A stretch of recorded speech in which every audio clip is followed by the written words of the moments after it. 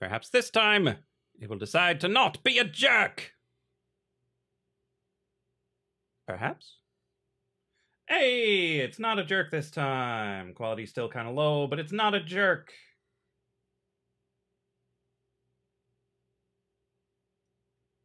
It might be that this visualizer is murder on my bit rate. Hello? Hello? Mixer? Hello? Why is my mixer connection like 100 bits per second? Stop it. And let's try it again. Do I need to refresh my stream key? Hello? Hello, Mixer? Hello? Why? Why does it go up to 3,000 and then drop down to 100? Why, Mixer? Hey there, Mac. Hey there, Pixel Pizza. Mixer is being a jerk.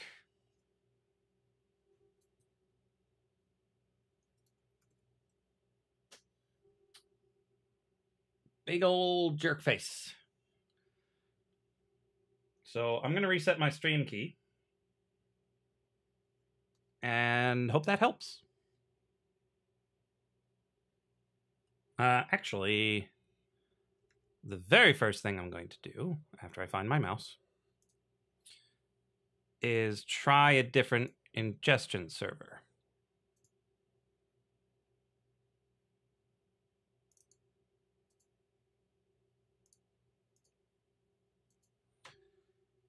Because it might just not like the one that I'm sending it to. Also, we don't need my channel icon in the chat. There we go. Okay, we kicked it back off again. Let's see whether it does any better. Nope, it's kicking back down to 100. Yeah, I imagine the bit rate is going to suffer remarkably with this tool. That's unfortunate. Okay, so definitely... Oh, wait. Something's loading. Nope, not loading. Let's regenerate our... Oh, wait, we shouldn't do this on the laptop. We're not streaming from the laptop. Okay. So we do this on the desktop. Mixer.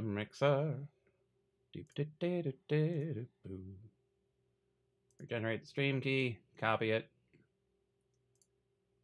Hop over into OBS. Go into settings. Paste in said stream key. Apply. Okay.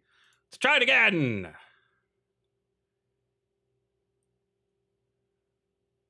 Connecting.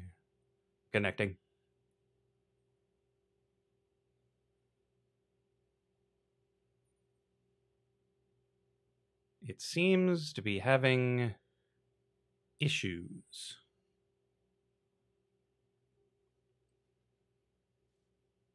I would rather you not have issues. Please?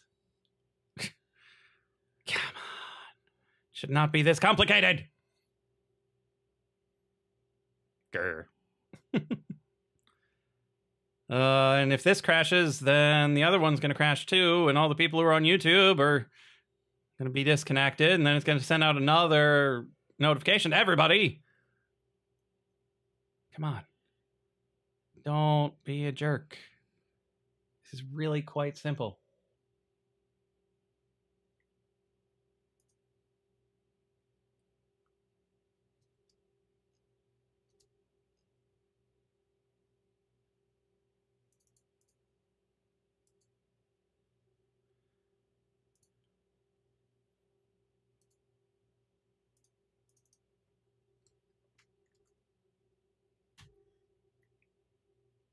Why did it not copy properly?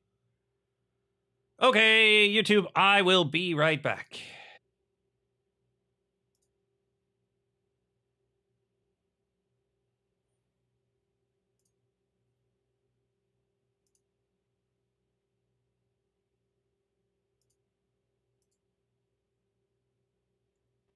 Hello? Hey, it's working! Man, is this murder on my bitrate. I need more bitrate for this.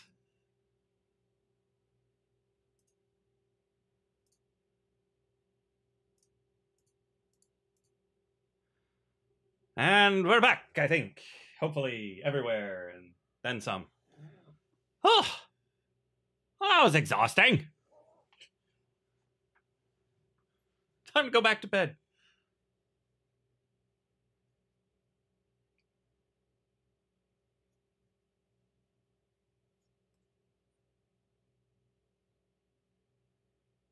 Okay.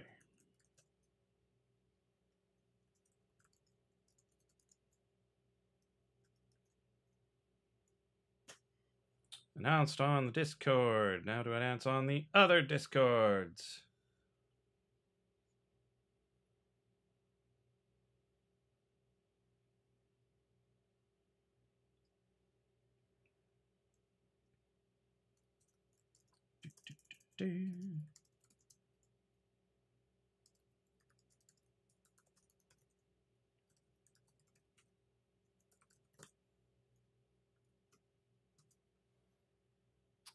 Hey, Darren Hutchinson. Hello, hello, hello.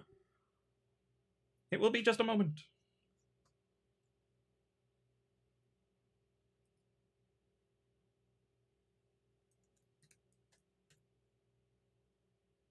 Just a moment. Maybe if I just keep talking, it'll keep bouncing things around. It'll be kind of cool. Okay. So that's over there. And this is over here. Doobity-doo-doo-doo.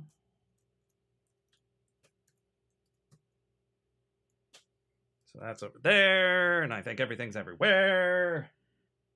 And I just need to put this back up. Okay. Ah.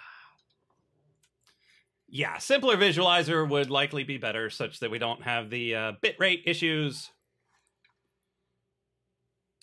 What we're going to be working on today is, well, first species counterpoint. But first, I'm going to warm up a little bit.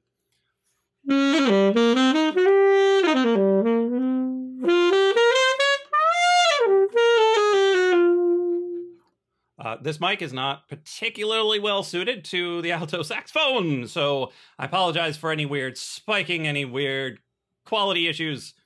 Haven't gotten to do a whole lot of testing on it.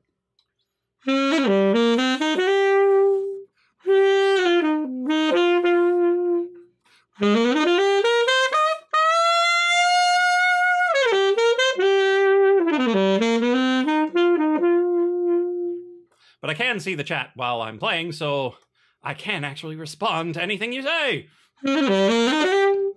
Pretty darn quick.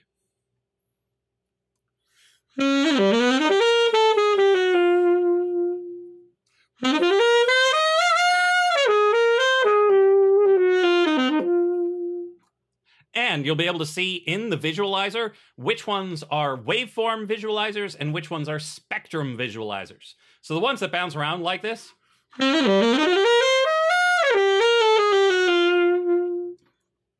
are waveform. So they take the sound that you're making and make it into a line.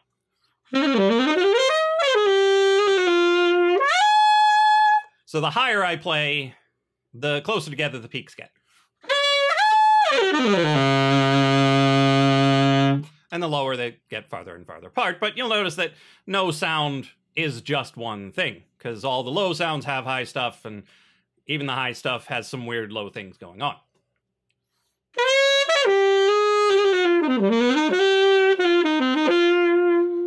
But eventually it'll switch over to a spectrum analyzer, which will have different parts of it move depending on which range I'm playing in.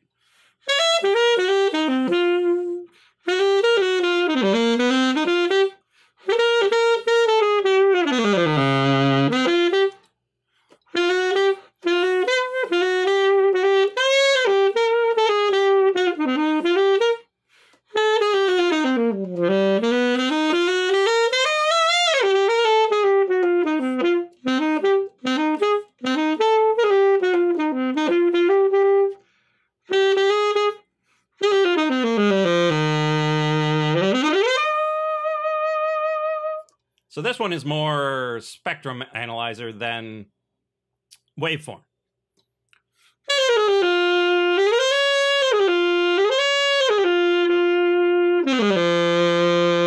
Because it changes shape depending on the pitch.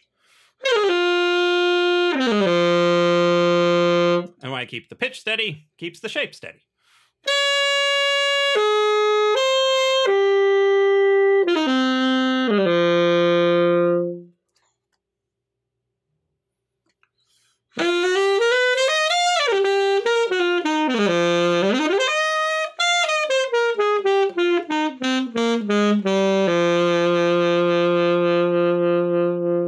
And notice that really low note had some extra things to it.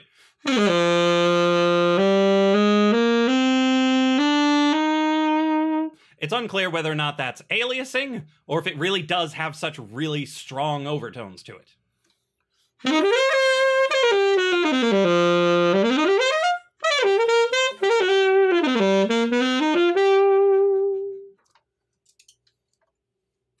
Okay, so fairly well warmed up on the jazz mouthpiece. I'm going to switch over to classical for a second, see which one I like better and which one you guys like better, because if we're going to record anything that I write today, well, you guys need to like it too.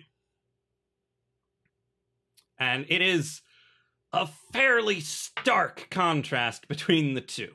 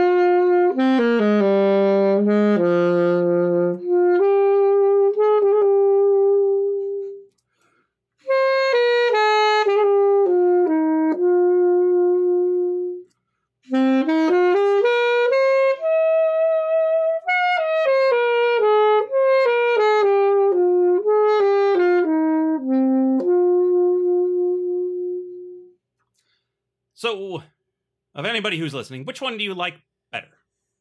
For just basic sound of the instrument. Oh, I probably could have turned on the reverb too, such that you could have a better listening experience.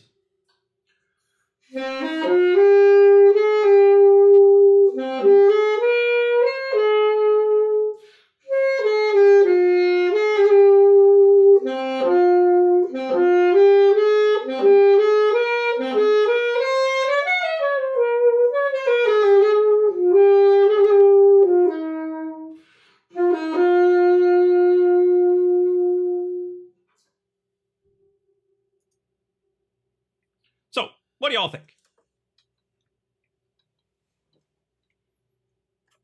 So we've got a vote for jazz, which is more of a vote than I anticipated. First one's a bit more lively. That is very true. That is the epitome of jazz mouthpiece on a saxophone. Yeah, way more life. But what we're going to be writing today is very, very old music. And I do mean very old. Like music that it on its own likely died around 1750. But it still has influence in pretty much everything that's going on today as well, and it's a good place to start.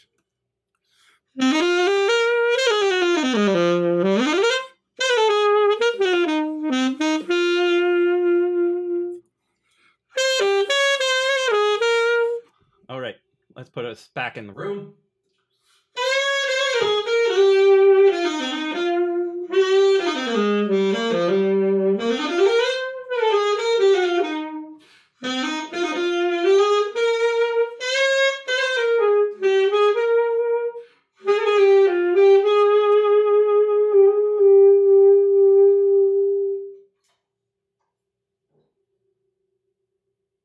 Now, I don't really like my voice in that room because it sounds like this, and it just sounds like I'm kind of far away from the mic, and it's kind of weird. So I'm going to leave it off for the most part. Okay, I think I've given everybody enough time to show up, and I've given the system, well, plenty of time to crash. So I think we're good to go. We can head over into OBS and switch over to the other scene. Mwahaha! It's a different scene. Why? Why is it on top of my chat? Stop being on top of my chat. There we go. That's much better. Much, much better. So now we've got the visualizer down in the corner in my fancy little voice cam, which has not gotten particularly good reviews, but it might just not be appropriate for certain situations. And particularly in the multiplayer situation where I don't talk a whole lot, it really doesn't get the job done. Okay, so here we are. We've got two pieces of software. On the right, we've got Audacity, which is for recording. So anytime that I want to record something to work with it some more, all I have to do is hit R. And then it starts recording everything. It'll show up there in its nice, lovely waveforms. And then all I have to do is hit space to stop. And then to start it back up, I hit the space bar again.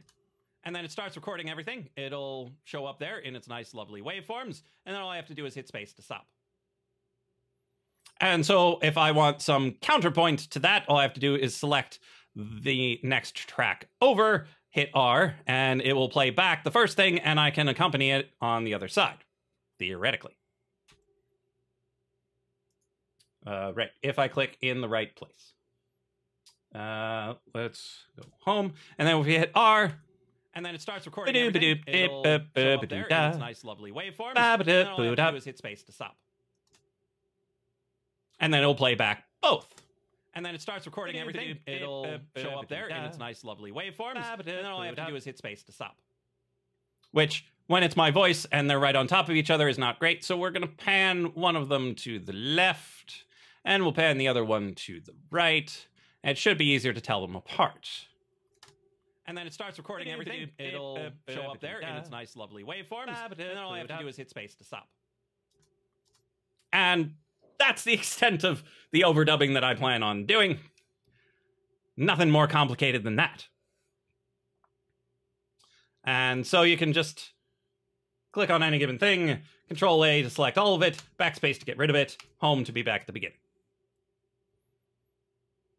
And so whenever we get something written and we want to record it, Audacity is the way to go. Totally free. You can head over and grab it for yourself. And then the other piece of software we've got is MuseScore. Also free. And it's for writing down music. I have never actually used this piece of software before. It's free, which is why I'm using it. But in the end, a lot of things tend to be fairly similar in how they work. It's just a matter of finding that first little bit of how do you start. And we might actually need to look it up because it seems a little bit weird. So N for note input. Fascinating. Easy enough.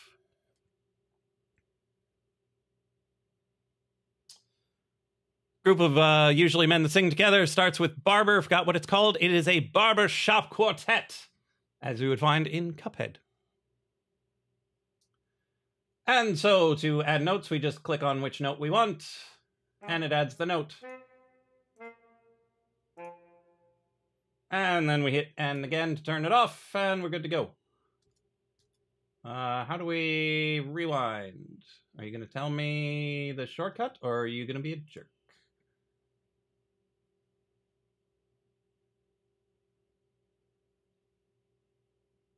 Because there better be a quick button for that.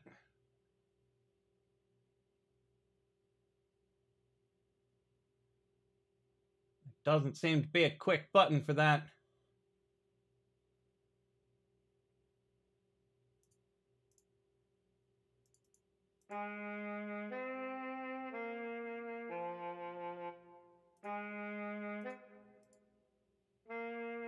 Okay, so... Oh, right, you can't see the drop-down menus. Probably not going to be much of a problem. Okay, and if we want to get rid of anything, we click on it and we hit delete. Brilliant.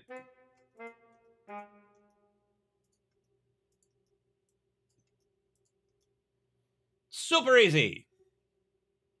Good to go. Okay, so we're not going to rely on the system playback in the long run, because I would like to play these things so you can hear how it sounds on a real saxophone, because as you can tell with these, it's kind of not great. Charms SP, hello. Yeah. So the first thing that we need for Species 1 Counterpoint, or first species counterpoint, however you feel like saying it, is a cantus firmus, which is basically a strong bottom part, which is sometimes the top part, off of which you're going to build your magnificent something or other. So we're going to need a tune. But you can't just use any tune. You don't want to just steal a tune, and you can't just follow no rules. There are always rules in puzzle games, and this, my friends, is a puzzle game. Now, most times you're given a cantus firmus and you write counterpoint against it, but we're just going to write one. So the general rules of writing a good cantus firmus is that it starts not particularly high, goes up to a singular high point, and then back down to more or less where you started. It doesn't have to be exactly where you started, but it goes up and then it goes down. That is the large scale form of it. When in doubt, you move by step. So a step is one space onto one line right next to it, or from that line to the space above it. We talk about lines and spaces.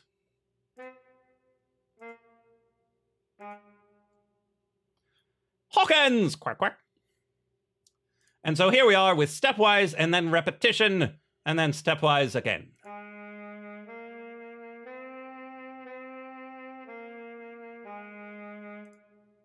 Okay, so that is stepwise motion.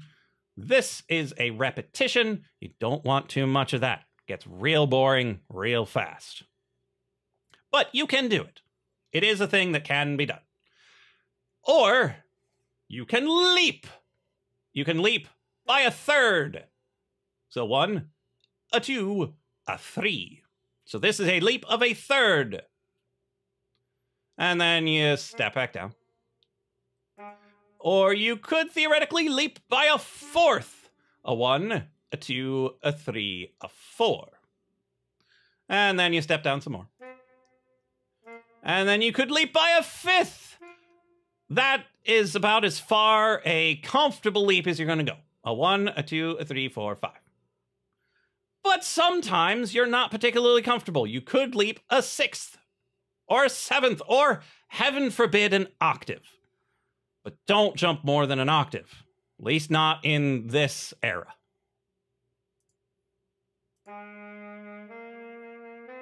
So we're just stepping along here, and then we make a small leap. A slightly bigger leap. And then a really big leap. So, which of those leaps sounded the best, and which one sounded the worst? We've got leap 1, leap 2, and leap 3. Which one sounded the best, and which one sounded the worst? While you think, I'm going to add some extra notes here, such that, yeah, we can hear how that moves away. It doesn't matter if you make music. You consume music. If you consume music, then you're welcome to an opinion. I wish I knew how to play it from a particular place. I am new to this software. Anybody who just arrived. So, ooh, play panel. What does this do? Oh, I see. No, don't put that in. I want you to go away. Go away. Go.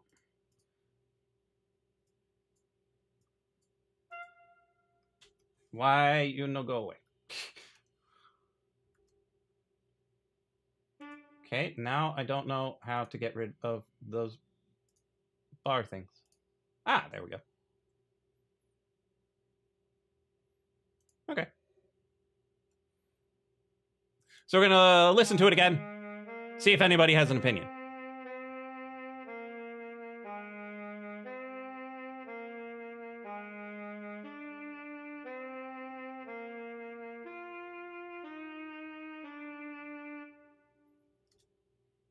Any opinion at all. Doesn't have to be informed. Can't be right. This is music after all. You're not going to have a right opinion on anything. Granted, once we start doing actual counterpoint, then you can be wrong.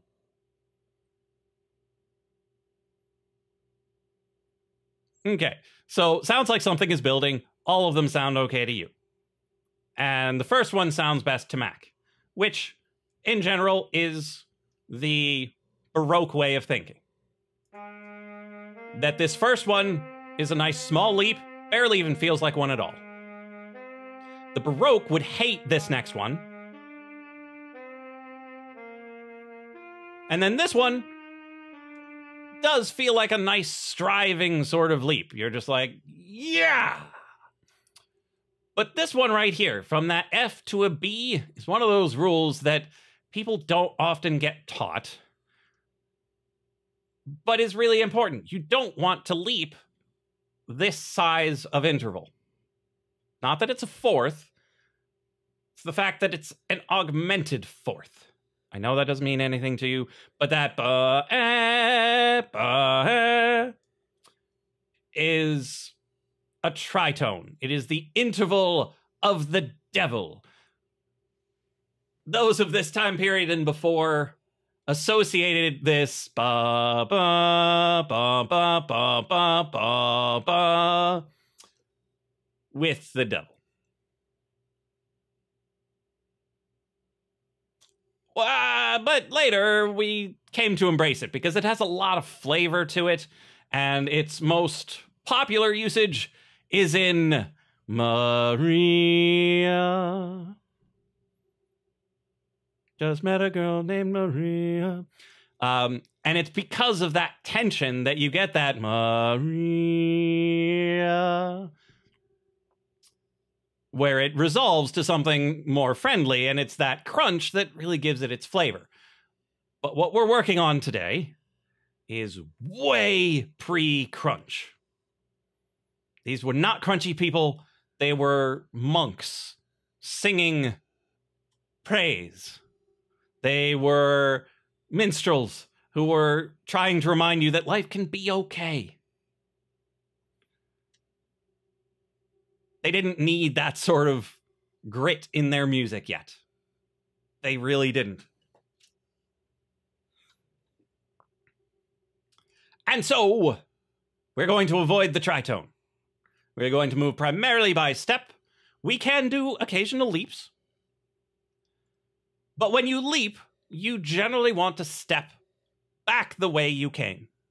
Because, like in that Maria sort of thing, you're overextending yourself if you leap and then keep going in the same direction. Also, you do not want to leap and then leap again.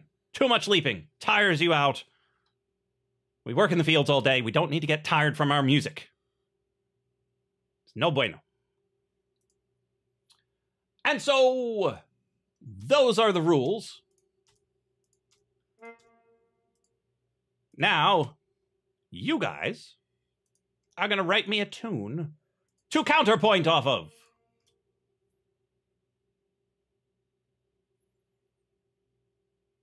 Now, we are playing the saxophone. And so, we like the key of C is okay. We might want to play in the key of G. Also okay, generally safer for the range. We could play in F, which is very close to G, as one would expect. Feels like person in the classroom hasn't been paying attention. It's been put on the spot. I know. And yes, Mac, that is exactly what's going on. So I'm thinking we should do this in F. So our good friend F sounds a little something like this.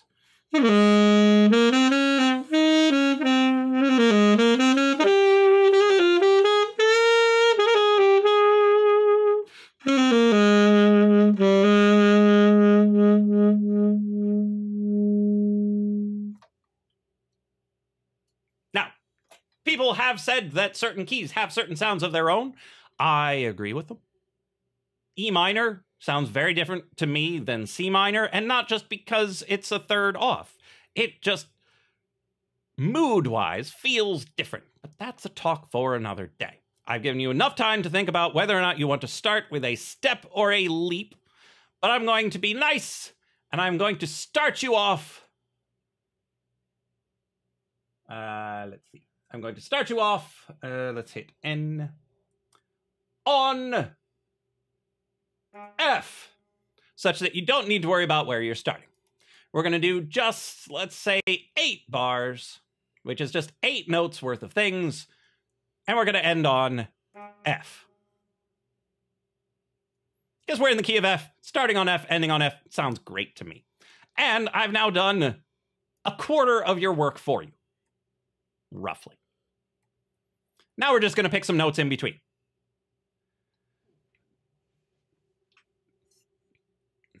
Go for a huge leap because I like to make things that are comfortable. Okay. So you have an F. Where would you like to leap to? Would you like to leap to an A, to a B flat, a C, an E, or an F? Uncomfortable. Sorry. Now, you cannot leap a tritone from here because this B is flat. Don't know what those notes sound like in your head. That's okay. A lot of times in theory, it doesn't even matter. Because if you follow the rules, it'll sound okay.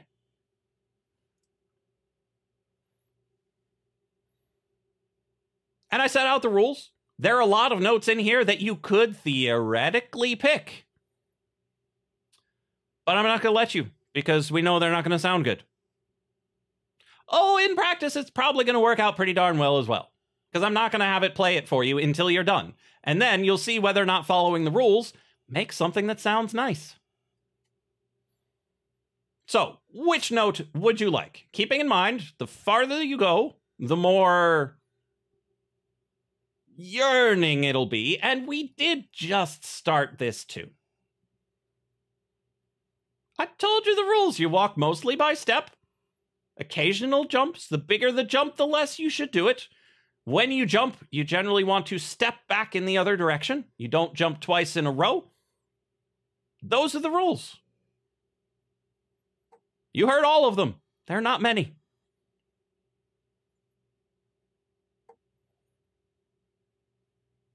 So you want to leap. Do you want to leap a little bit? A bit more? Quite a bit? A huge amount? Probably shouldn't jump a huge amount. We just started. There are 2 other people here. Can I get some help? Well, one of those people is probably me. So Mac's the only other one here. Unless there's someone on Twitch who's lurking, and then you can keep lurking. So your options are 3, 4, 5, 6, 7, or 8.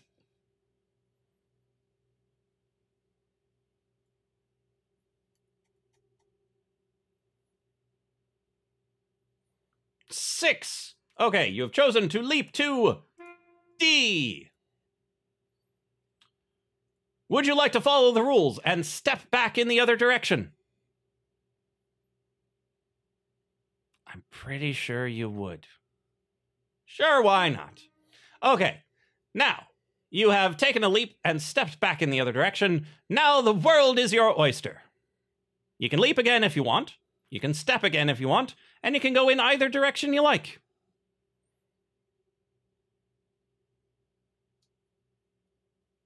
I was going to say step, then moderate leap of 3. Whoops, typed too long.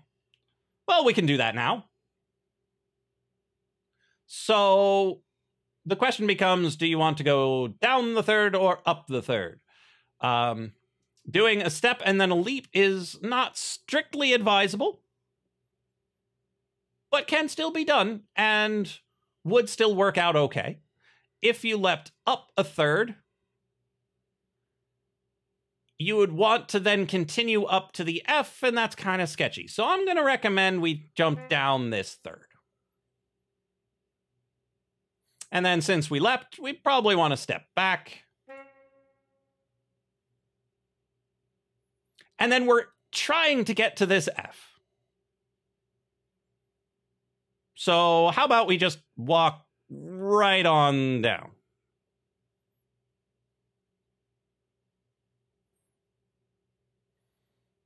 Yeah, let's just head right on down.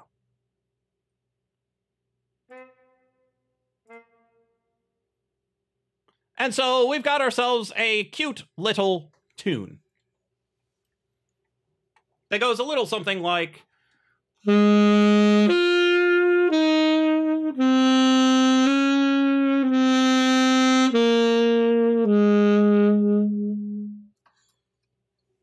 Now it could go very slow.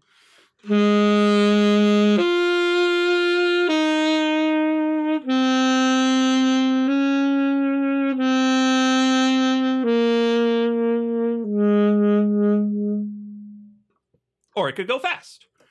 We wrote it in whole notes just to keep them all separate, but it doesn't really matter.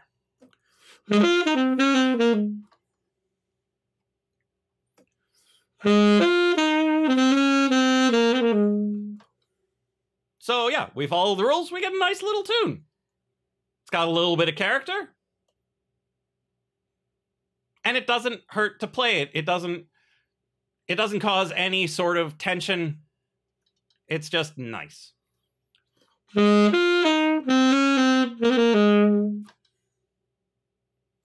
But the puzzle is that now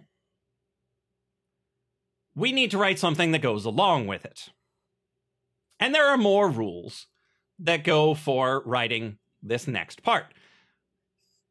But the real kicker is that we still have to follow all of those other rules, that we still need to write a nice tune following these tune rules, but that goes with what we originally started with. And so now I'll teach you those rules. First off, we need to end on a perfect consonance. So we either end right here at a unison, both of us playing that F, or up here at an octave, which is also an F. Theoretically, the perfect fifth is also a perfect interval, perfect consonance, but you don't want to end on that. You want to end on a perfect unison or a perfect octave. And so we have an F, and let's end with this F up here.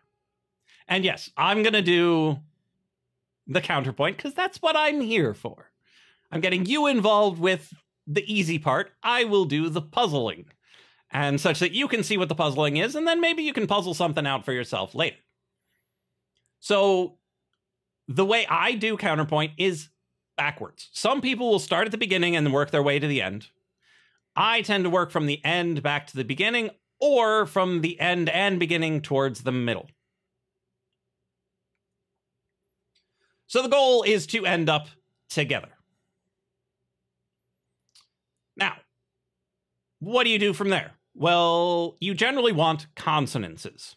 So consonance is something that sounds nice. So now we can do a little bit of recording so you can hear what I'm talking about. And so I'm going to record just that final F. A 1, 2, 3.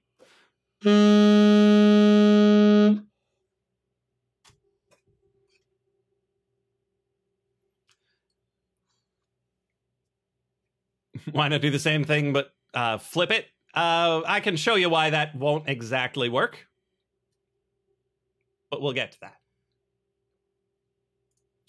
Okay, so I've played the F, so now what I'm going to play for you is the F that I'm deciding to end with it. A 1, 2, 3.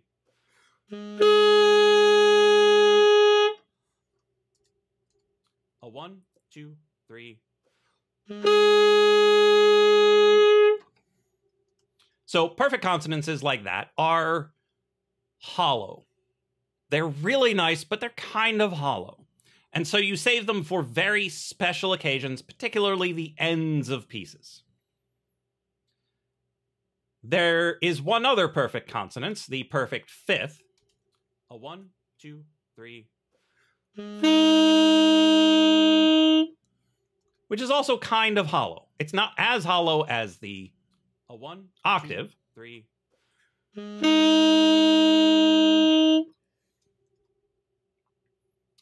And so we use those sparingly. We can use them in any context we like, but we have to use them sparingly. Then there are the imperfect consonances, which are the ones that sound cool. And so we've got ourselves a major third. A 1, 2, 3.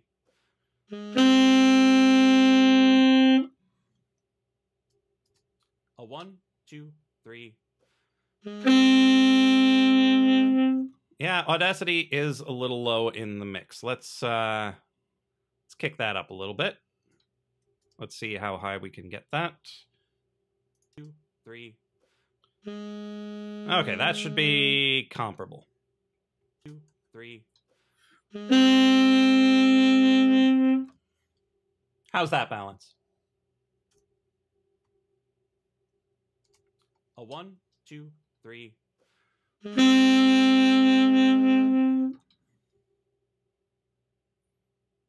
And so that's the major third. We're working in major here, but there are minor thirds too. A 1, 2, 3.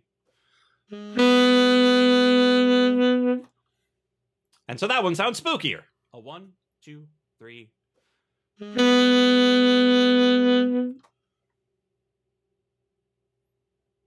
Better, but still seems low. Okay, kick it up a little more.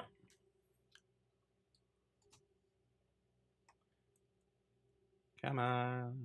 There 2, 3.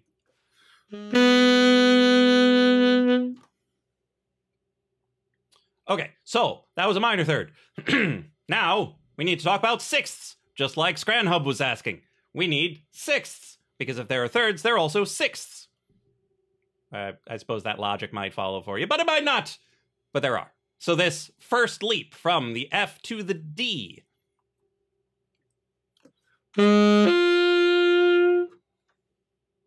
is a sixth. What kind of sixth, you ask? Well, it's a minor sixth. 2, 3.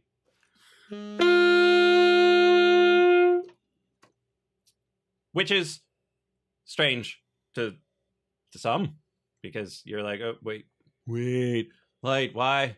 Is it? Actually, it might not be. It's a major sixth, because it's in the major scale. So it's a major sixth. 3. As opposed to the minor. 2, 3. 2, 3.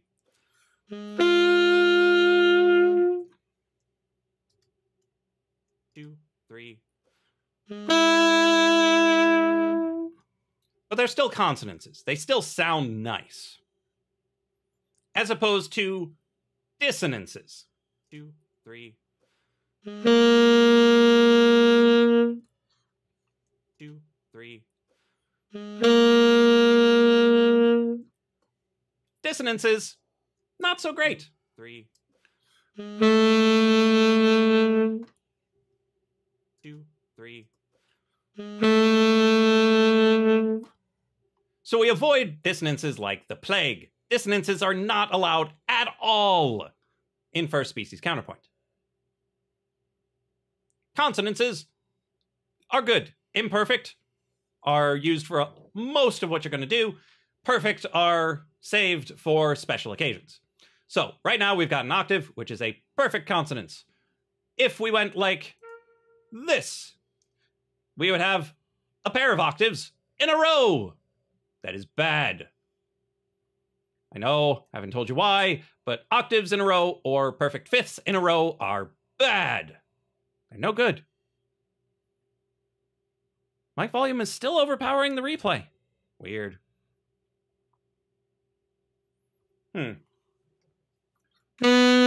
All right. Saxophone is pretty darn loud.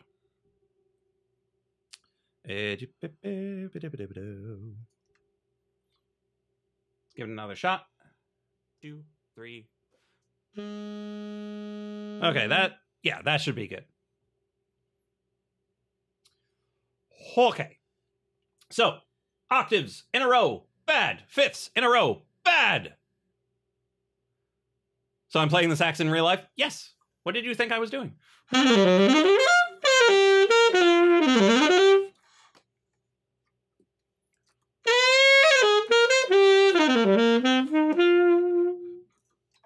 Yeah, no, the computer sounds, like this. Sounds like you're in a video game.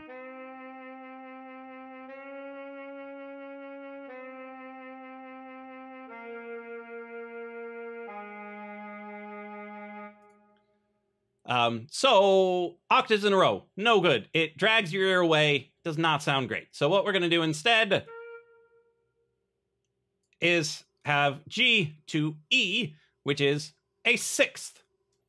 Now, both major and minor sixths are imperfect consonances, both of which are perfectly good. Teaching you how to play the guitar. But first I'd have to teach me how to play the guitar. I'm not very good at the guitar. So we've got a sixth going into an octave, perfectly fine. It is going in contrary motion. Important thing to know, contrary motion. They're going in different directions. Contrary motion breeds independence. Yeah, I play a tiny bit of bass, and I'm not very good at it either. And guitar and bass are very different instruments. Granted, lead guitar is more like bass than rhythm guitar, but still. So, contrary motion breeds independence. Too much contrary motion breeds dependence because they are the same line. And when writing counterpoint, you want them to be two separate lines that play well together. So we could come down to a D here, but D against A is a fourth, which oddly enough is a perfect dissonance. I haven't played that one for you yet. So let's go back into Audacity, and I'm going to play this perfect fourth for you. A 1, 2, 3. Now, it doesn't sound bad. Some people will call it a perfect consonance, but in the time period we're working with, a 1, 2, 3. Really wants to resolve down to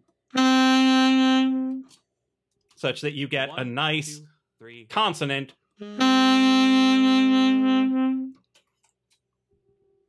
And so in first species counterpoint,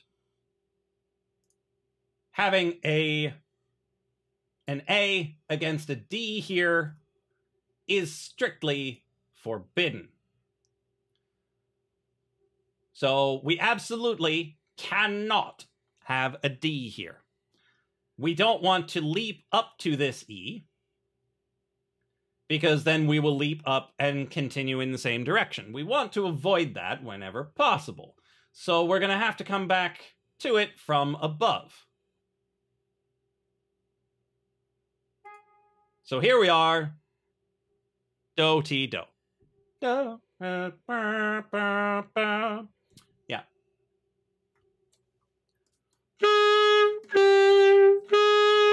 Which is perfectly fine. Sounds nice. So we have parallel sixths. So they're moving in parallel motion as opposed to contrary motion. But since they're imperfect consonances, it's fine. Golly! Minasan konbanwa. How's it going? We're making some music. We've got some parallel sixths. Those are fine. It's the fifths and the octaves you got to watch out for. Okay, so how do we get to this? Well, we probably leap to it, but from where? I'm thinking from this D, because we don't want to go to the B flat, because that'll be a unison. The two parts will no longer be separate. I don't expect it to sound great. We can't have a C, because that would be dissonant. Very bad. I would like the Audacity audio to be roughly the same volume as my mic, but I don't know if it's possible. Or probable, or anything of the sort.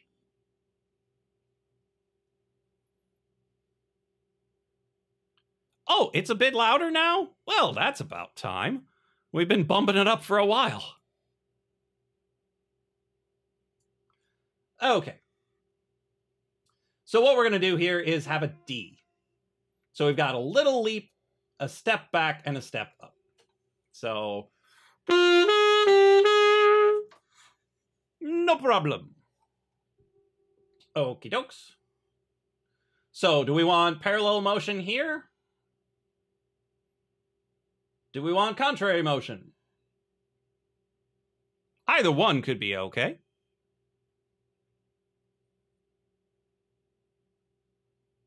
Yeah. Since it's the lower note, it doesn't necessarily carry as well. Like pitch-wise, it's lower. Okay, so we can move in parallel motion, we can move in contrary, because this would be a perfect fifth going down into it, which seems reasonable to me. And then from here, I'm thinking we could have a repetition. We haven't had any repetition yet. Repetition's okay in small doses. We absolutely cannot have a G here, though, because that would be parallel fifths, and parallel fifths are bad. We can't have an F because that would be a fourth. Dissonance, bad. Any higher will have a significant leap down, and that's just no good. Let's just do a repetition. And let's go like that. Now, this kind of breaks the rules, because you're supposed to start on a perfect consonance, but in certain circumstances, an imperfect consonance can work too. Again, this is for first species counterpoint, not for any sort of modern music. The vast majority of modern music is all about minimalism and repetition. And dubstep is less minimal than a lot of musics that are out there that you wouldn't necessarily call minimal. So we've got ourselves a new tune.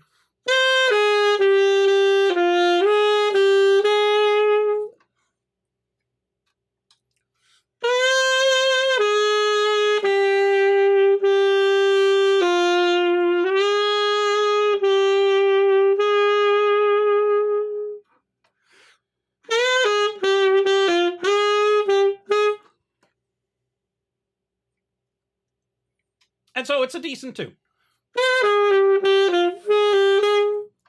Versus, I think the first tune is better than the second one, but that's okay. They don't all have to be winners. And so we come in here, we select all, we delete, we hit home, we activate the room. Now, it would be good to have a metronome. So I'm going to add a new track.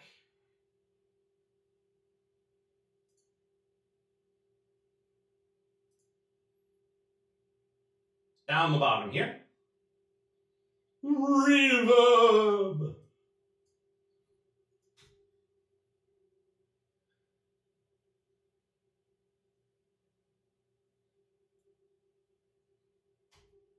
One, two, 1, 2, 3, 4.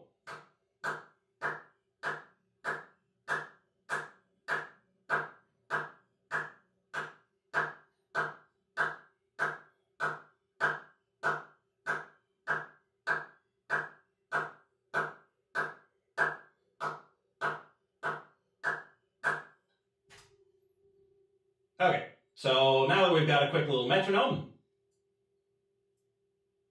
we can make sure we stay in time.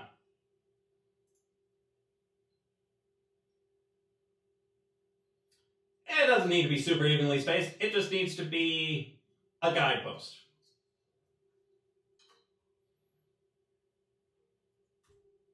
One, two, 1, 2, 3, 4.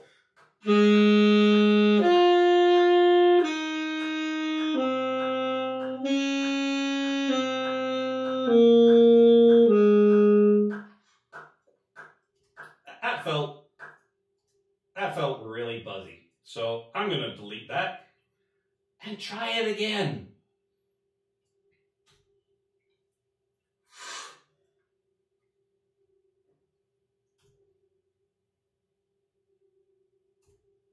One, two, 1, 2, 3, 4.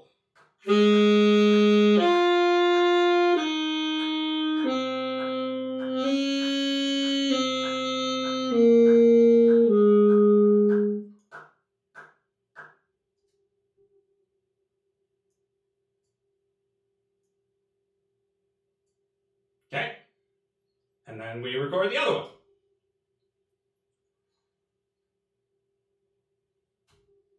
1, 2, 1, 2, 3, 4.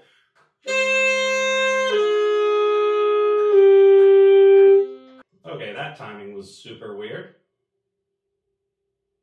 Oh, because it did a lateral shift. 1, 2, 1, 2, 3, 4. So we need to shift it back because there's processing delay that Audacity doesn't account for.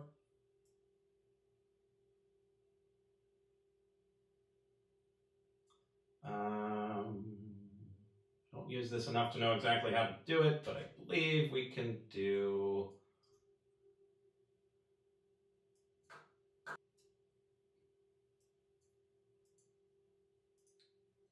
that. Ooh, a little earlier. 1, 2, 3, 4.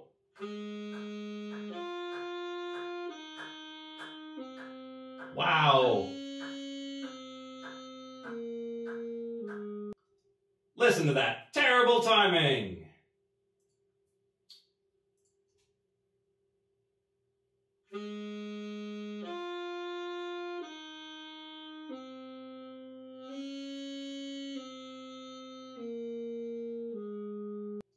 Ooh, got some interesting aliasing in there too. I'll have to listen to that. Okay, so let's record the next track.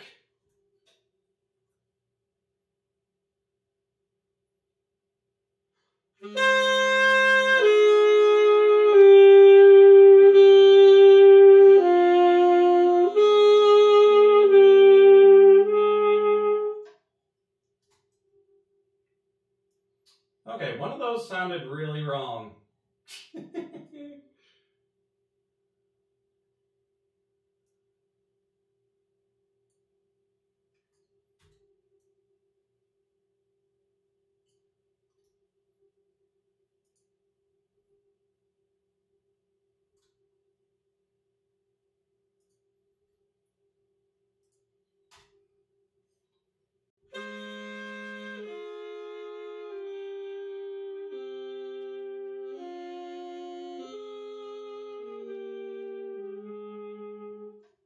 It was a little slow on the ending.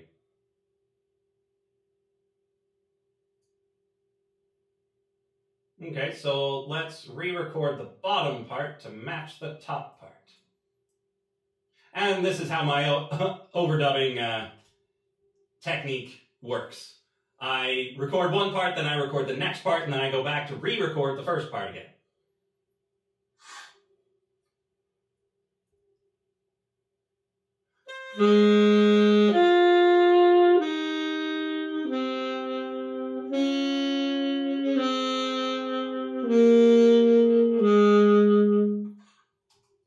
Very late on that last note.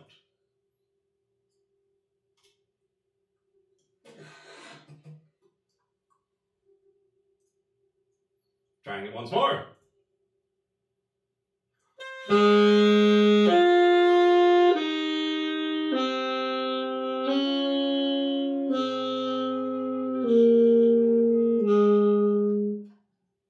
Out of tune on that last one. Some of the timings are a bit weird. Let's see if we can scroll up. Will it stay there when I hit record? Nope, it doesn't like that one bit. So I'm going to delete the click track such that it doesn't scroll.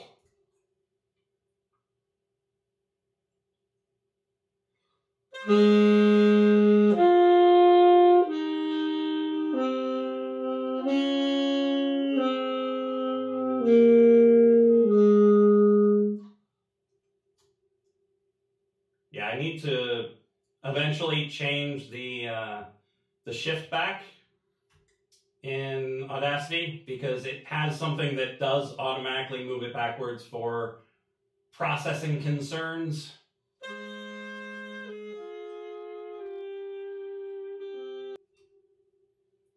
Yep, that's really...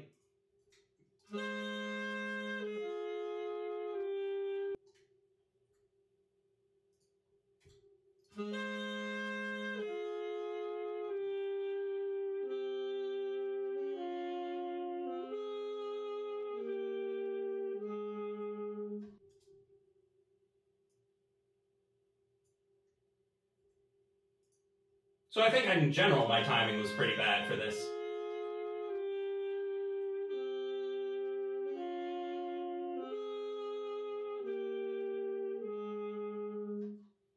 So that's okay. I mean, the intonation on the last note could use some serious work. But now I would like to try to do a recording of it with the classical mouthpiece.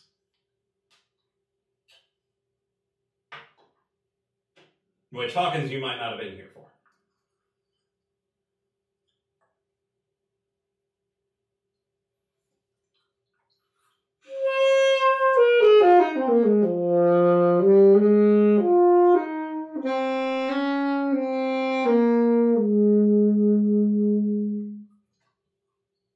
It's more appropriate for the time period, but saxophones in general are not appropriate for this time period.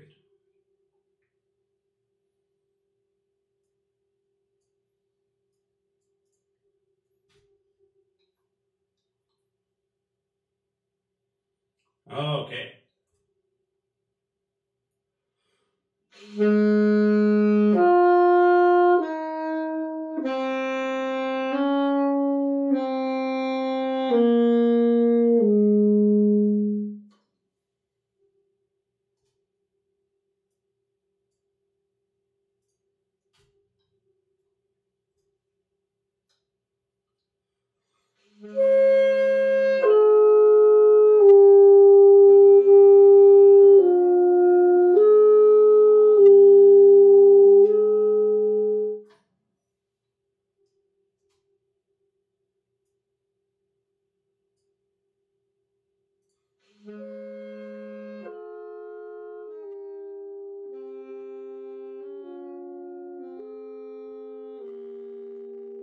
Ooh.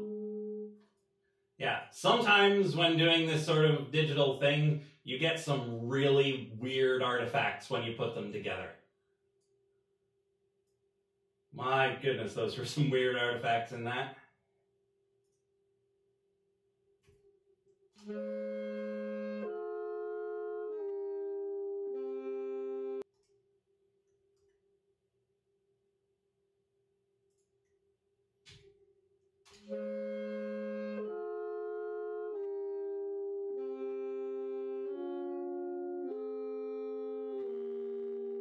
Whew.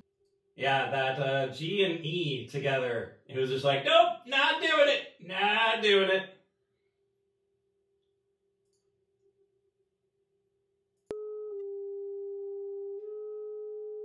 Oh, it's that sax part in general got some weird resonance.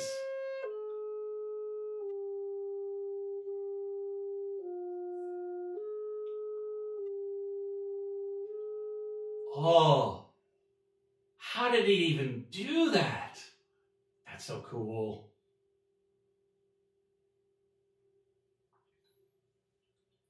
Okay, so the classical mouthpiece, as you can tell, are getting left-right audio from one mic. There are stereo mics, you know, they have a left side and a right side. And if I don't aim properly, I'll hit one or the other, but not both. But yeah, the classical mouthpiece is a lot tamer. It has far less bite to it.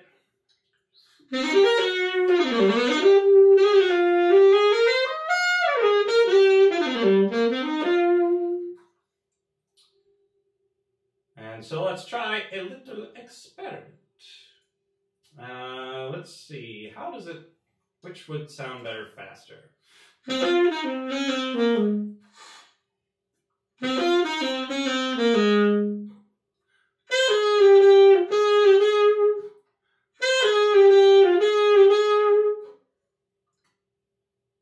Yeah, mono mics sound weird and off-putting to me. Okay, let's give a faster version a try.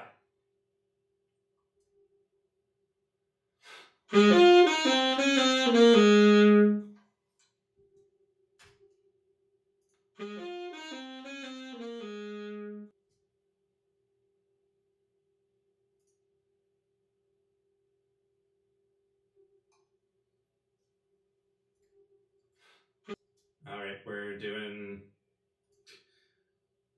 the top one now. Nope, that is not where I wanted that. Get rid of that. Delete. Try it again.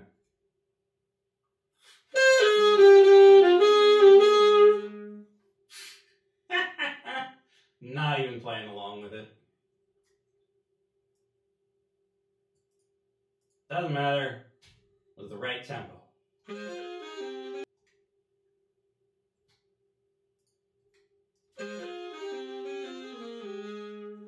Almost the right tempo.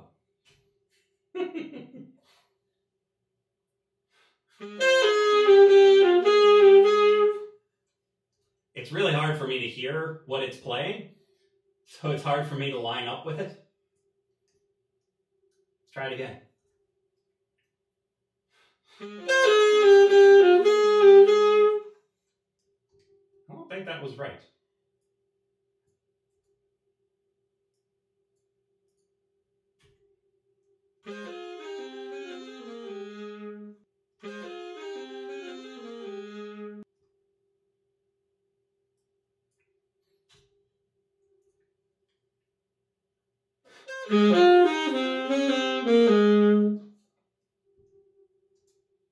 I know Google has a metronome. Everything has a metronome. My phone has a metronome.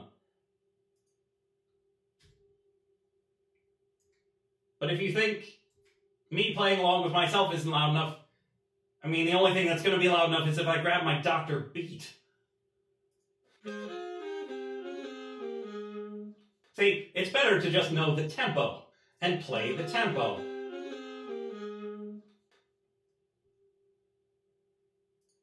Okay, so we take that, delete that, take this, and delete that.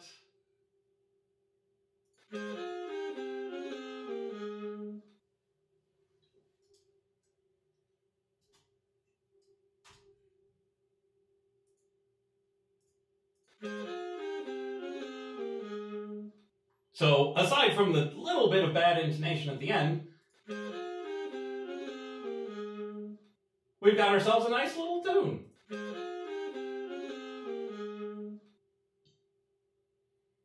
If I were going to do this seriously, like I did my intro and my outro, I would take way more takes. I would get into the nitty-gritty of the intonation, the timing, everything, and make sure it was exactly what I wanted. Now, doing it live, I get it done enough to be good enough.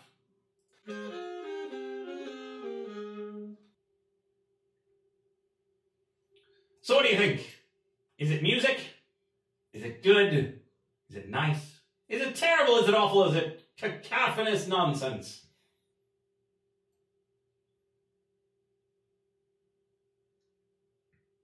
And did you want to see what happens if you just reflect the bottom onto the top? Because I can do that too for you.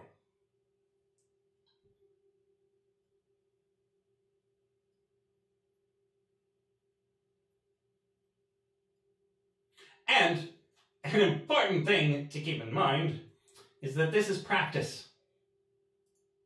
So what do we do with practice? We delete it.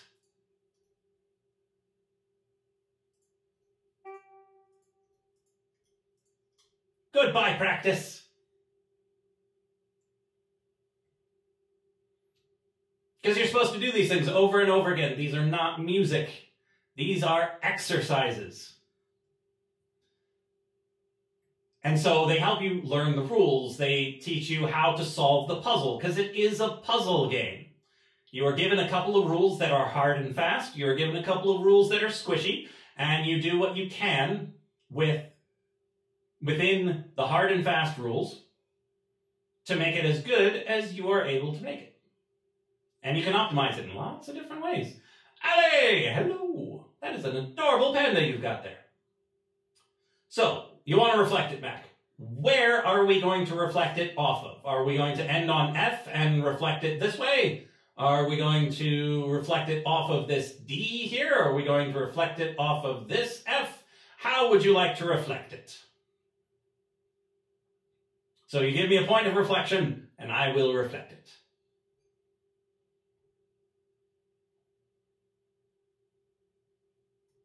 Anyone? Bueller? Bueller? Fine. I will play an interlude while you decide.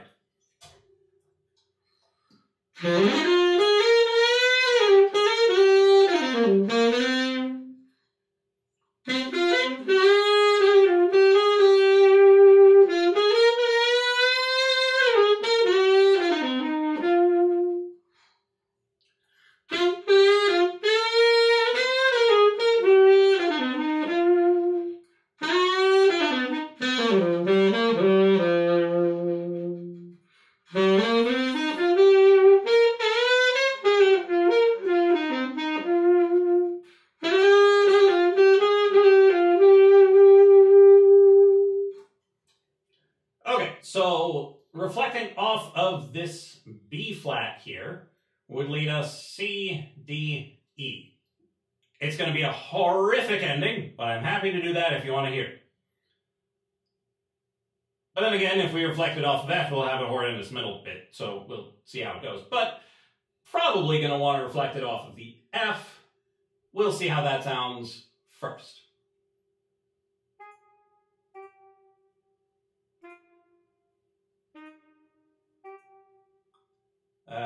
Is that? No, that's not what we want. We want you here. And then we leap down, and then step down and leap up. PUBG tournament? Awesome. Heard somebody got a 8-kill chicken dinner on that, which is quite impressive for a group of professionals. Okay, so we will delete this stuff that we've got over in Audacity and re-record, because that's what we're doing here. It's going to be on the bottom one. We will record the good tune first.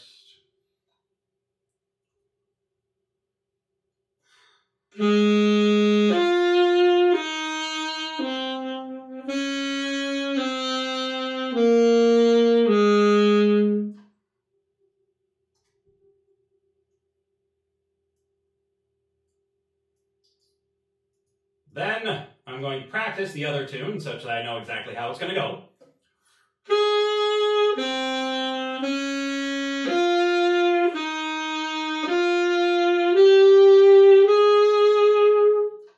Why do I have 3 chats? Because I am streaming on Twitch, Mixer, and YouTube, because I'm primarily a YouTuber. Not a whole lot of people know me on Twitch, and Mixer has the best latency of the bunch.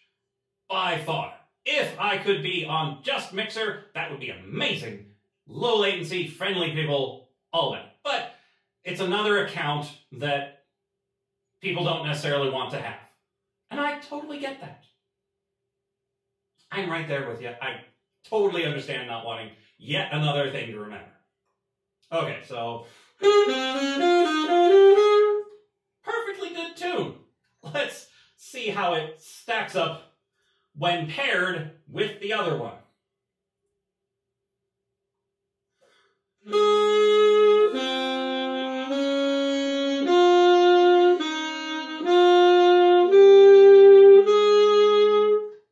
Okay, that was a terrible performance. Not as good as it could have been. Let's try it again.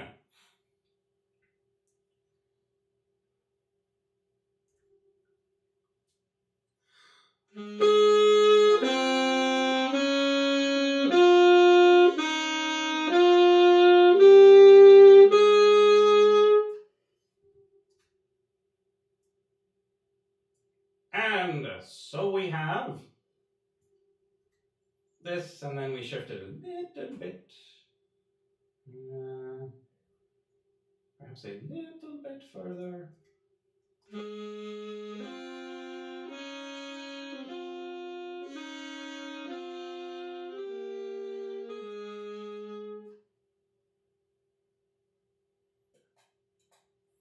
So, yeah. Listen to that crunch.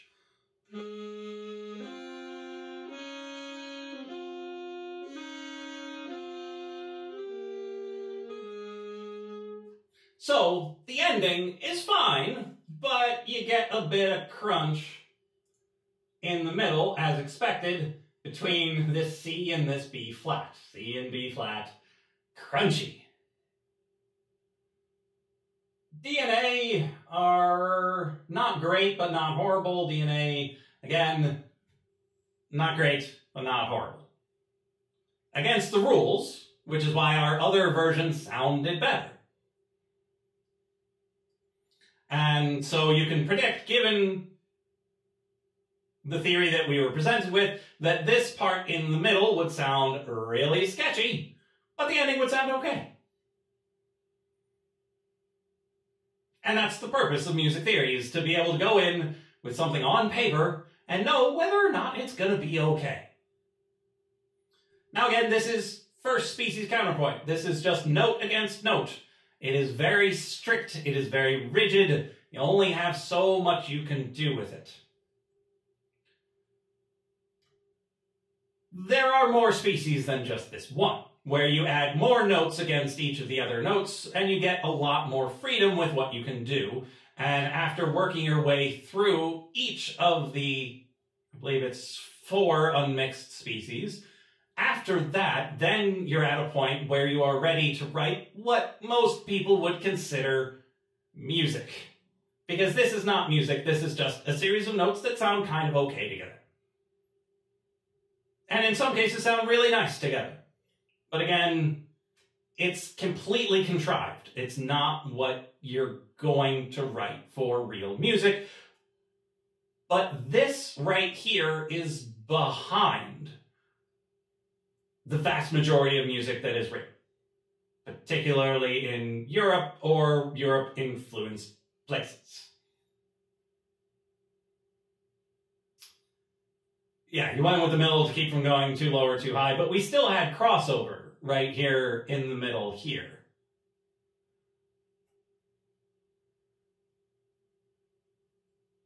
And if we shifted this down by a step, like I had said we might have been able to do, let me play that one for you, because that one will be a real treat to your ears.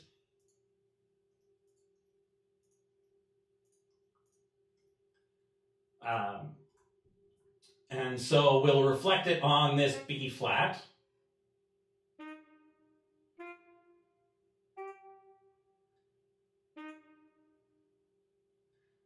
Let's see, like that, and then it steps down, and there's a leap. Now, we'll analyze this real quick. We have a 7th at the beginning and the end, which is going to be real sketchy. We've got a 6th, a 3rd, a third, a unison, a third, a sixth, and a seventh. So this middle part is probably going to sound pretty nice. But the beginning and the end are going to be a nightmare, but kind of jazzy. So I will likely enjoy the way it's going to sound. I don't know if you will or not.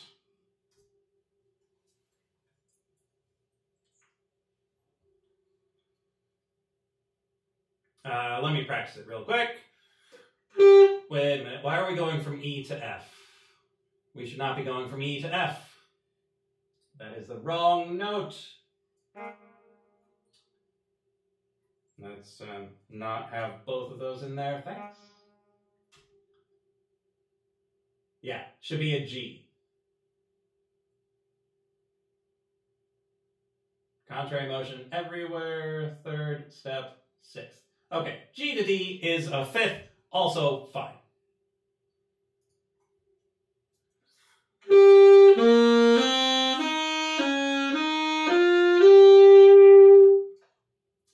Yep, it is going to sound that unresolved when we record it.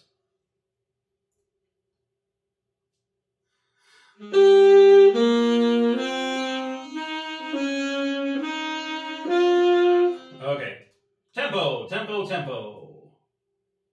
Let me listen to that again.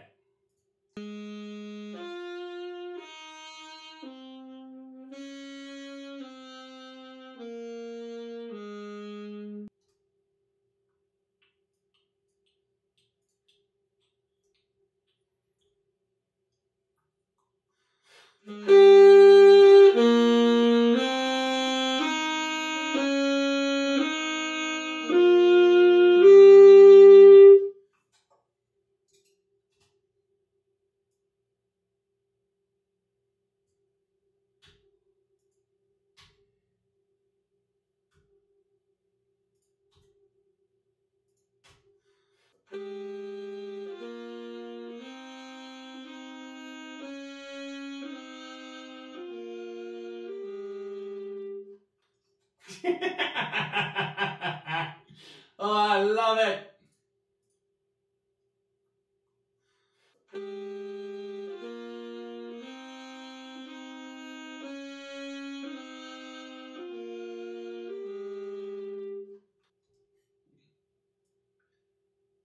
It is so out of character for the time. But that sound.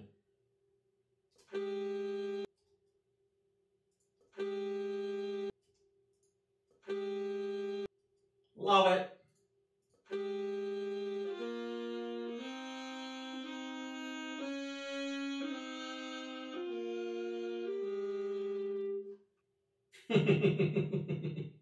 And so that's what happens when you break the rules. You get interesting sounds that are just not right.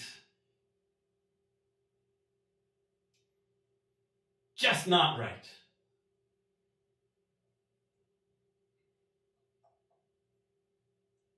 Just not right. And again, for the time. Because there are situations in which that major seventh sound is what you're going to want. And if you have just one additional note with it, it would sound great.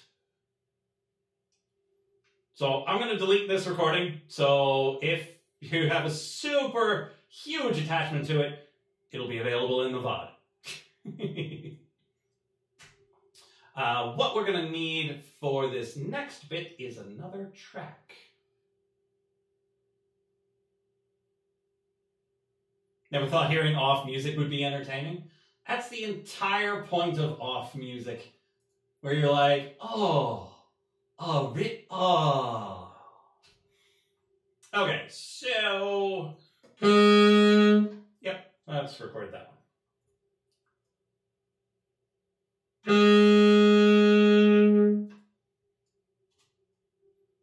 And then here...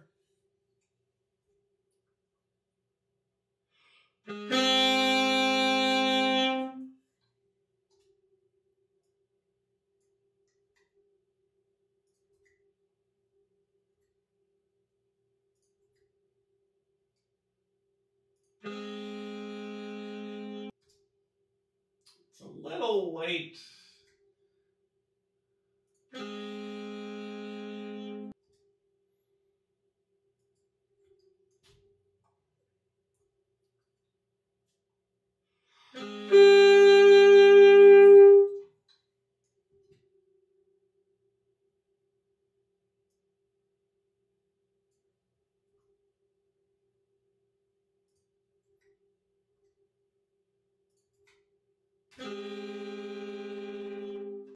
Oh. Okay, that recording of that E is really off. Let's try that again.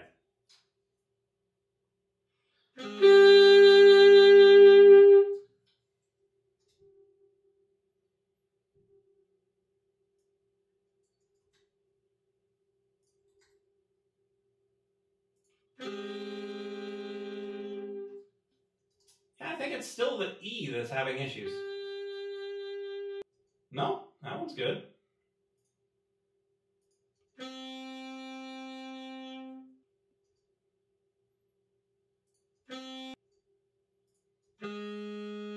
Well, they're good. Let's shift it far left and far right.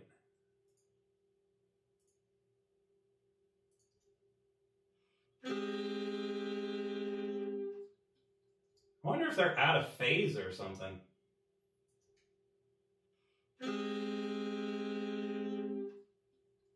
Okay, so there we are. That same off interval from the beginning of the exercise, but put into a little more context, and it sounds like jazz instead of like a problem.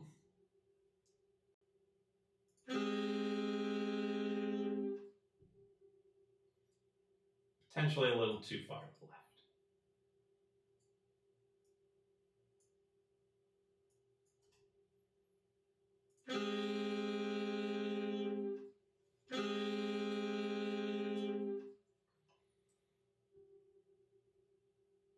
So this is what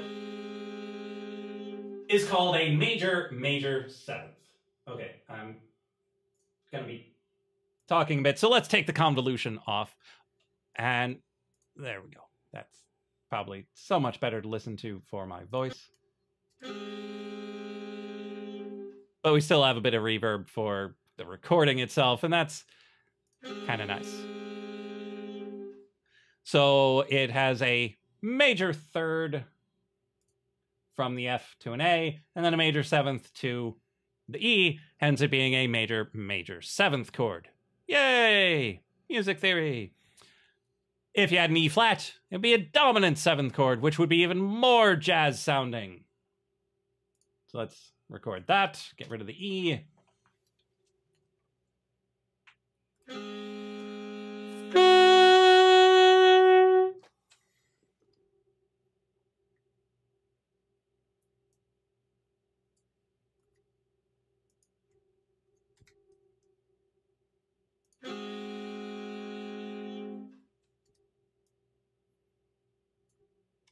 And so with the dominant seventh, you've got the traditional jazz sound.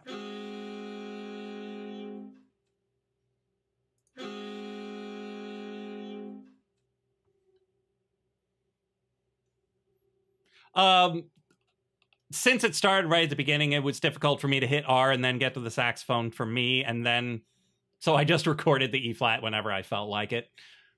That was not a system problem, that was a physics problem.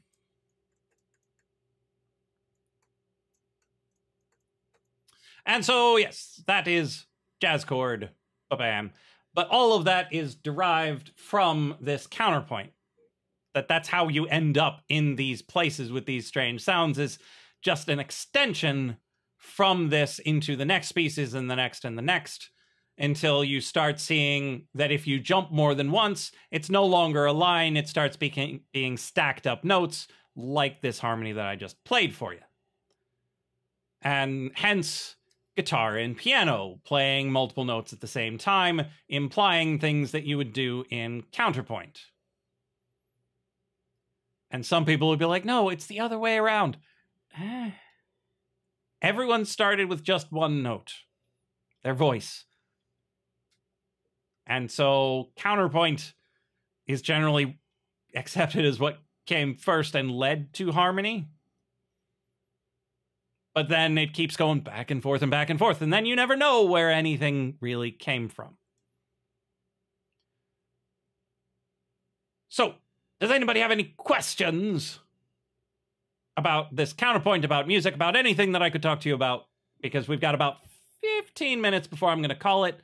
I could just put the visualizer on and play some more. We could do some more puzzles. I can answer questions. I can teach you whatever about anything.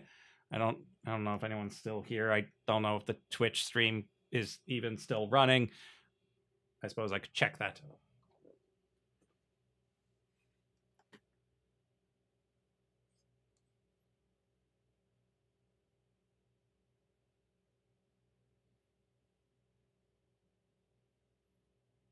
No, it's still running. That's good. How about YouTube? Is YouTube good? YouTube is good. Good YouTube. Good YouTube is good.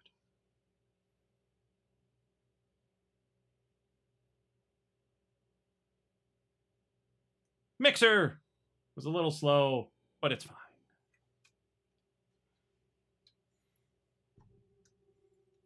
Postcard. Nice. If it's anything like your Mars postcard, it'll be awesome.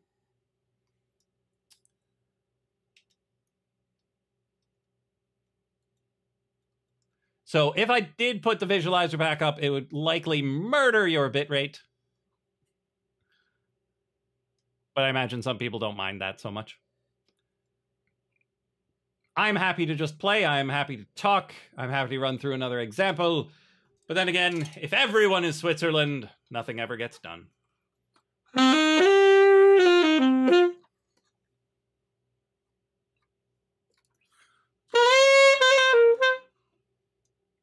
Let's turn the convolution back on.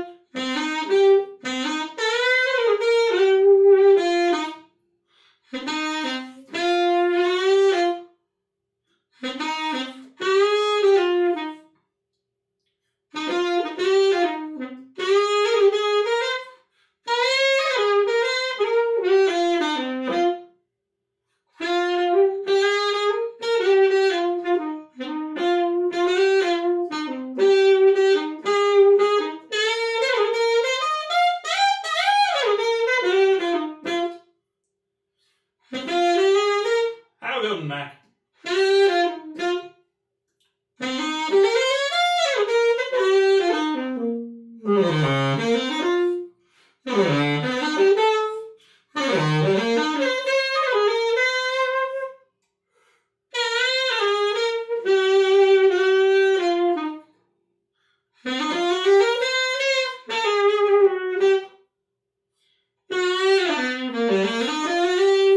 For a while. Yes, yes. A while. Certainly a while. And this isn't even my favorite saxophone.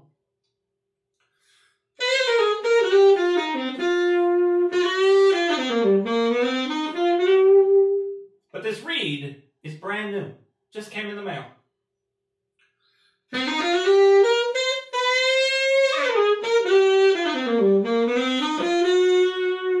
So I'm still getting used to it.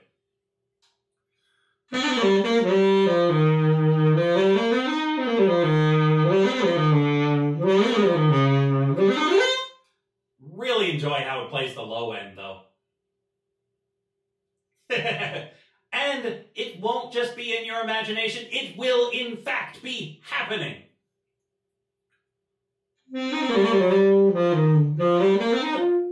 In fact, I did a very short version of it, way up tempo, totally metal, just then.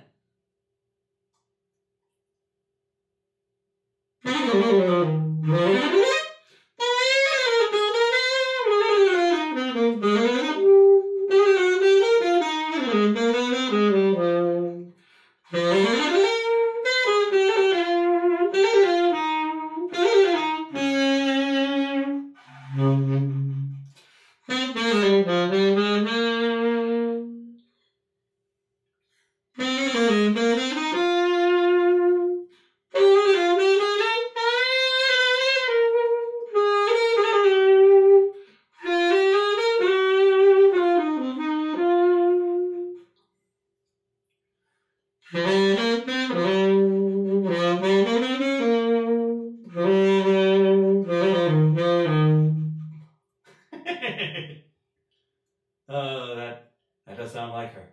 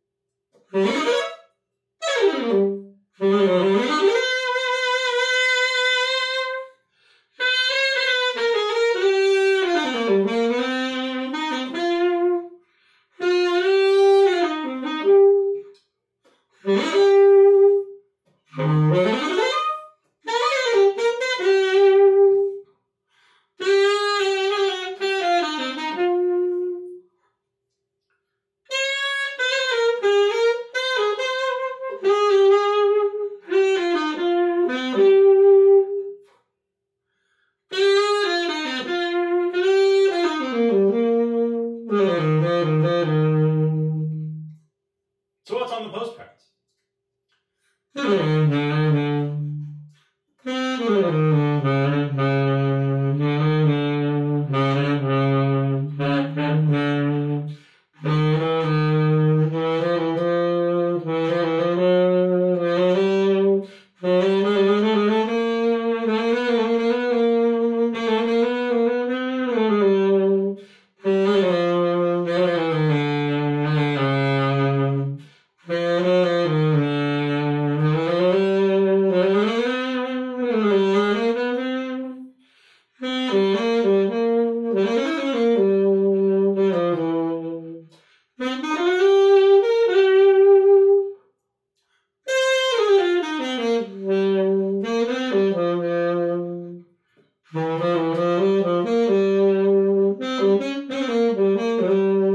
Splats! I love splats.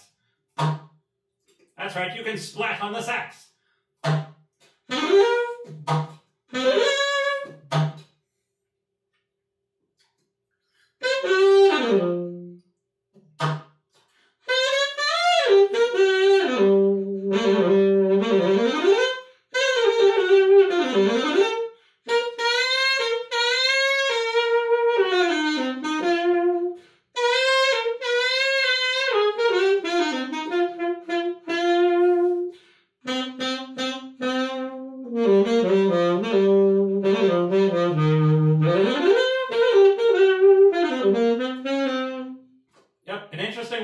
those would be good.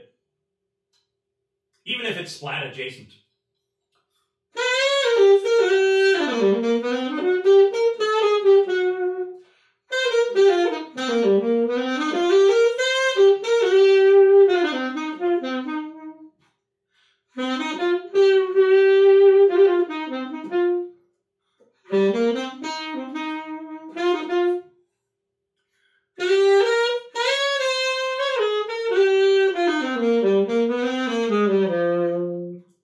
It'll also be interesting to see what sort of YouTube content matches I'm going to get for this, where it just hears me playing the saxophone and is like, I know that tune!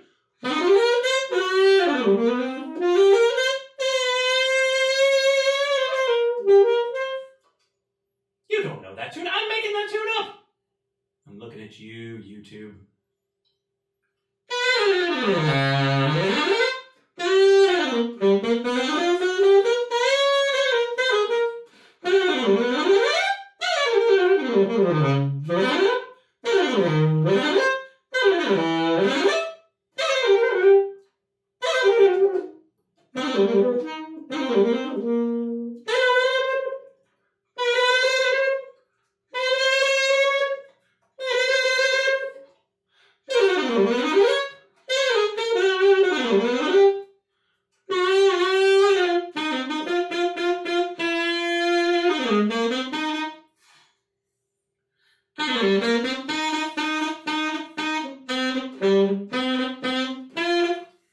Yeah, if I just play enough notes, it's bound to match somebody.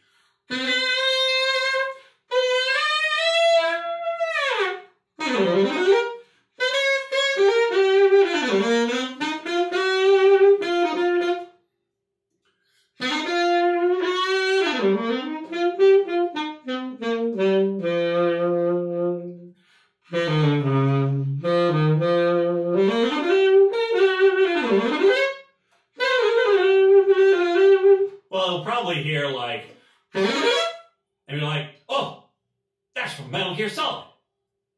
Oh no, I've been spotted. Although I don't think that's the right key. That's very wrong. No, that might be right.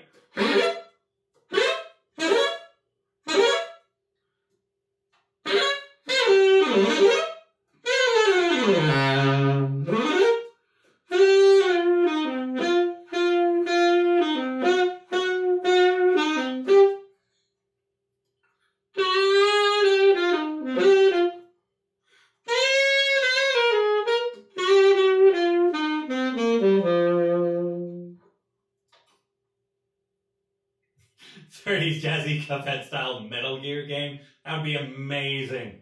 I would play that. I would totally play that. And for anyone showing up a bit late, the Counterpoint has been done. If you'd like to see more, I can go back to it. But for now, I'm just playing the saxophone because it's fun. And I can talk while doing it because the chat is right there in front of me. And I can see the visualizer, so I can try to play along with it if I feel the need.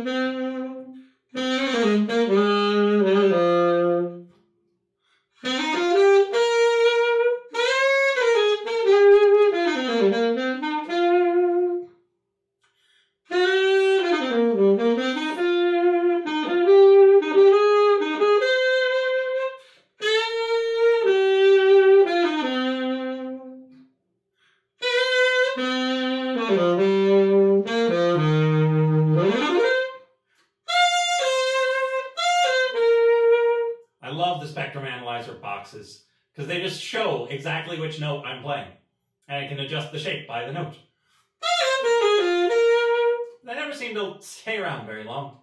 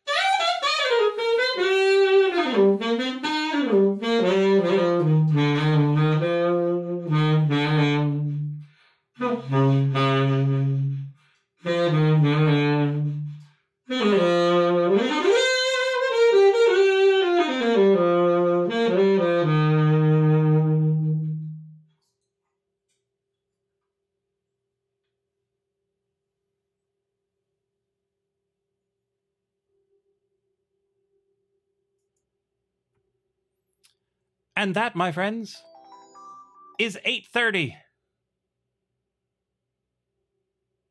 And I've got to go.